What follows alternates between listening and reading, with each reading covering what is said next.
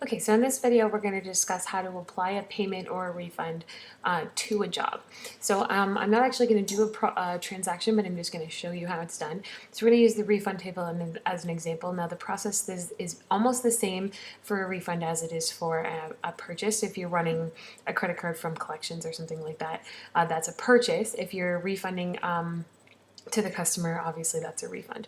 So first you're going to go into Moneris and you're going to do either the purchase or the refund. Once that's been completed and you know that it's approved, you're going to go to the deposit verification table. So that's in the JunkFan app, in the deposits table, and the view is called deposit verification. So you're going to click add daily deposit.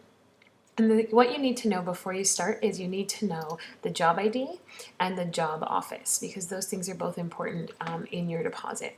So the first thing you're going to do is check the date, so that's going to be today. And you're going to choose whatever job office it's for. So we'll say that it's this Calgary one here. So it's the Calgary job office.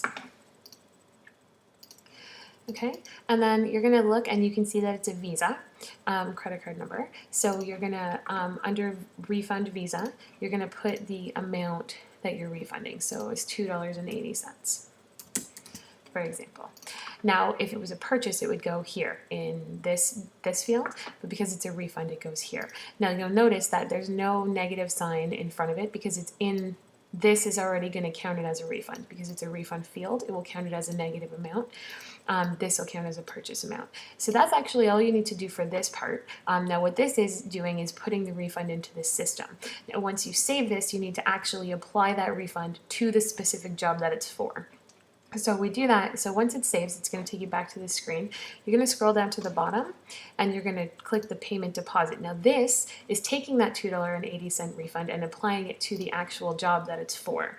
So this is where you're going to need the job ID. So the job ID is here, 39862. So you're going to put that in here.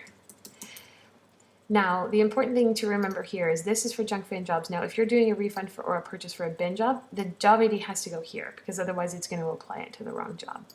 Now, in this amount field, you have to put in whether it's a credit or a refund. So for this one, you're going to put the negative and the 280. If it was a purchase, that negative would not be there. So just remember, the negative has to go in when you're applying it to the job. If it's a refund, it doesn't go in this first screen here because this is already a refund field. So then you would save that, and if you opened up this, and then it would change this job here, so the balance due would be $0 because you've applied that refund to the job. So you would hit save payment and deposit. It'll take you back to that regular screen. Now, like I said, it's exactly the same thing for a purchase. You would fill in the exact same fields, except for this one, instead of refund Visa, it would be Visa, so or MasterCard or Amex, and then there's also cash and debit down here. Only Vancouver uses debit, but some of the offices do use cash, and then there's also checks as well. Just so you know, now like as I haven't actually processed this refund, you can delete the deposit.